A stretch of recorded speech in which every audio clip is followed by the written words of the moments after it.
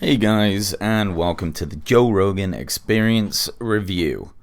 I will be reviewing episode 1315, Bob Lazar and Jeremy Corbell. Pretty excited about this one. A little bit of catch up because I was sick the past few weeks, so a few episodes behind, but bear with me, and thank you as always for downloading and supporting the podcast. Without you guys, I really wouldn't even bother. So thank you. No, I'm just kidding. I love doing this. Bob Lazar, what a fascinating dude. If you haven't seen his documentary on Netflix, which I watched, I think Joe had like an old comedian buddy on, friend, that started talking about the Bob Lazar documentary, and that's how the whole ball got rolling. But I watched it shortly after that, and it really was very fascinating, is very fascinating. Definitely worth a watch. So anyway, without further ado, let's get started.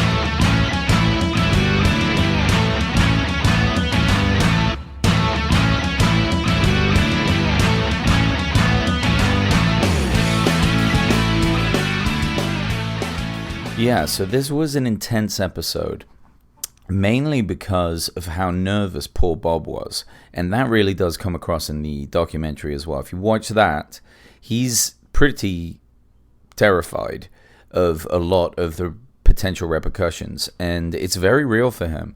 And what I do like about what he's saying is, you know, with any of these guys, you got to look for where the credibility is, right? And anytime people are making a lot of money off something, or they've written books, or they're getting a lot of fame, that's kind of motivation for them to embellish things. But he doesn't want that. He didn't take any money for the documentary. I guess they gave a lot of money away to different school programs and things. He insisted on paying his own flights to get out to Rogan's podcast, and by all accounts, he really didn't sound like he wanted to be on it. He got a migraine. This isn't fun for him, but he feels incredibly passionate about telling this story.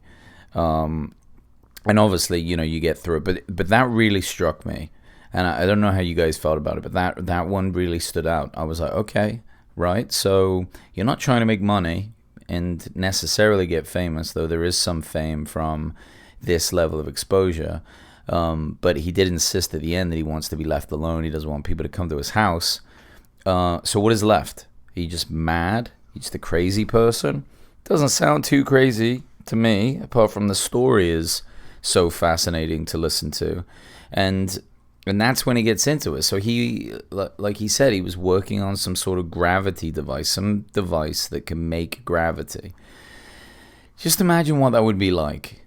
You know, try and put yourself in his shoes. You're like mid-20s, you're an engineer, physicist guy.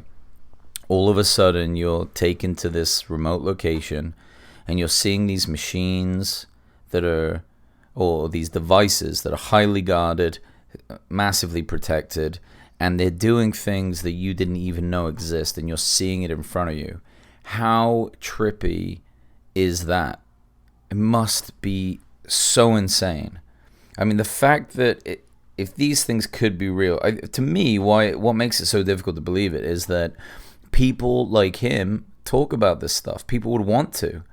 I don't know how badly they can scare you to where you wouldn't talk about things, unless they just start killing everybody. Then maybe you'd shut up. But, you know, they've obviously done a lot to him to scare him and raid him and pressure him. But he's still able to do it. I mean, he went on Rogan. I mean, Rogan's not scared for his life because Bob went on. So you would just think more people would talk about this stuff if there was incredible things out there. It just seems to be like, because think of the guys that do it. They're scientists.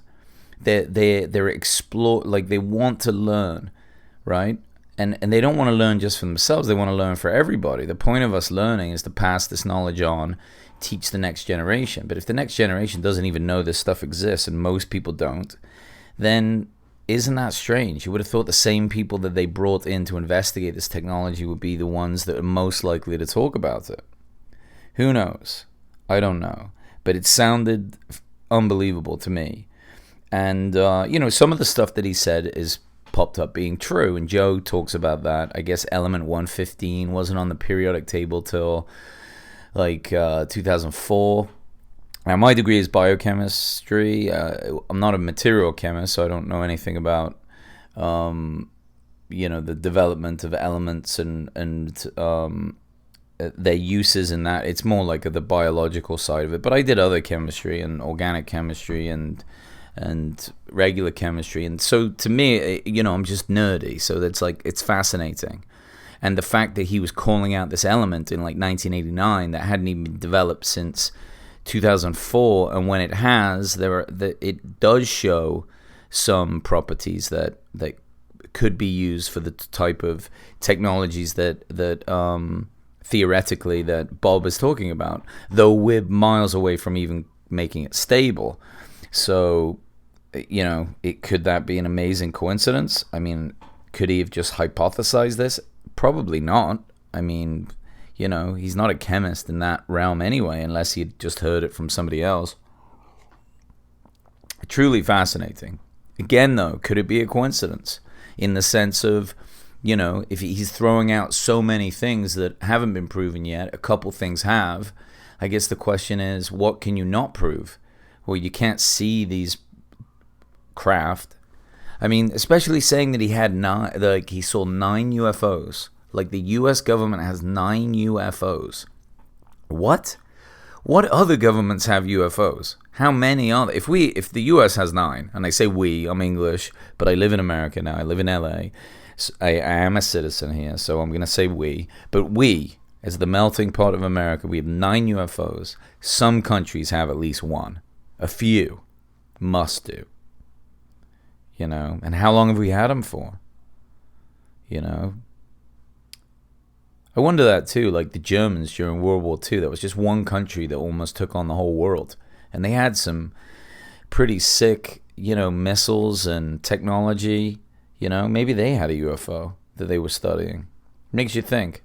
Or maybe it reminds you that you've been smoking too much weed. I'm not sure. I'm sure that's why Joe gets into this stuff, though, why he loves it. But this whole conversation was just so fascinating. He talked about somebody on his team dying before he got there. I guess they were trying to cut into the propulsion system with like a plasma tool, and it blew up. And he gives the example of like saying if you took a nuclear reactor back in time and told engineers to figure it out, as soon as they opened it to the core, they would all die. They wouldn't know what it is. They would have no idea. So of course that's what would be happening. I mean, insane. It doesn't make sense. And I guess they got it working. They just don't know how it works. And I like the analogy he gave of sending a dirt bike back in time with a key in.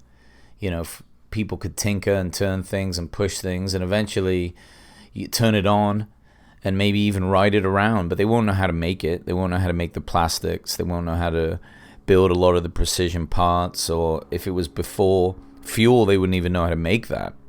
So that's a really good example. It makes a lot of sense. And he's obviously sat and thought about this for a very long time. I liked the way he was talking. And he was honest with his memory, too, which was a cool thing. I have a lot of respect for that. He would be like, I can't remember. He wanted to be very careful about lying or getting caught in a lie, because I'm sure people call him out on it. But memory is fallible, and it happens. And, you can forget things, miss things, misrepresent things. I mean, it's all possible. It all does happen. But yeah, he was very careful about it. When he described the inside of the craft, it was kind of eerie. He said there was like no buttons or anything, but it kind of looked like melted wax, no controls, and it was all very small. And there was like one doorway and a hatch that had like, the hatch would open, and then the doorway was, what was the deal with the doorway? It could like go transparent or something. There was like a screen on there. That was something. And then he said that the craft would bend light and radio waves because of the gravity machine. And then he saw one fly. I guess they put someone in it and flew it. Imagine that pilot. You're sat in this thing. You have no idea what's going to happen. I mean, honestly, if you were sat in there and then suddenly you turn it on, what's to make you think that there's not like a Tesla automatic home driving button, and all of a sudden you push it, and instead of just going a few feet off the ground, it just zips off into space and heads right back to this planet with you inside? I mean, why is that crazy to think? Teslas drive themselves. I don't know how all that works, but I'm pretty sure you just put in your home destination and it starts driving, or something similar. Maybe the ship, when it feels like it's damaged, would just do that once it gets fixed. It's like, oh, this is damaged. We need to go back to home base. Zip, and you're gone. I don't know. That would be all the stuff that would be running through my head. I would not do it. I would not want to work on this stuff. It would be cool to know about, but I honestly wouldn't want to get near it. I would assume all of it would kill you. I mean, knowing that technology, we're just monkeys compared to that level of technology. We wouldn't have a clue, really. I mean, Joe even talks about how there are monkeys now that are getting out of the Stone Age, monkeys and apes, right? And then, that's the progression of evolution, like the building technology in a sense. That's very basic technology. We have better technology. We're slowly building it. But I mean, imagine giving any of these things to one of those Stone Age monkeys. Anything. Even the most simple technology. Like, how long do you think it would take for a bunch of Stone Age monkeys to figure out a Rubik's Cube? Right? Or even play a game of Connect 4, like the most simple thing. It just, even if they knew there was a reward at the end that was worth solving it, how long would it take them to figure that out? Long fucking time, for sure. Very true. It's kind of like Joe Rogan's first special, or his first like televised Netflix special. If you guys saw that one, it's great. It was really the first time I ever saw him do comedy, and I was so impressed. He talks about what would happen if the lights go off. Where power comes from, who even knows how to make it. You've got the pyramids were built, and then, he was like, an advanced race may have built them, but the people after them were like, what the hell is this? Let's just move in. Let's draw on the walls. Like, he made some really good examples of stuff through history that I'd never heard that type of talk before in comedy, and it was mind-blowing. It really sucked me in. I think I was listening to that one. I think it was like his 2005 special, but I didn't see it till about 2013.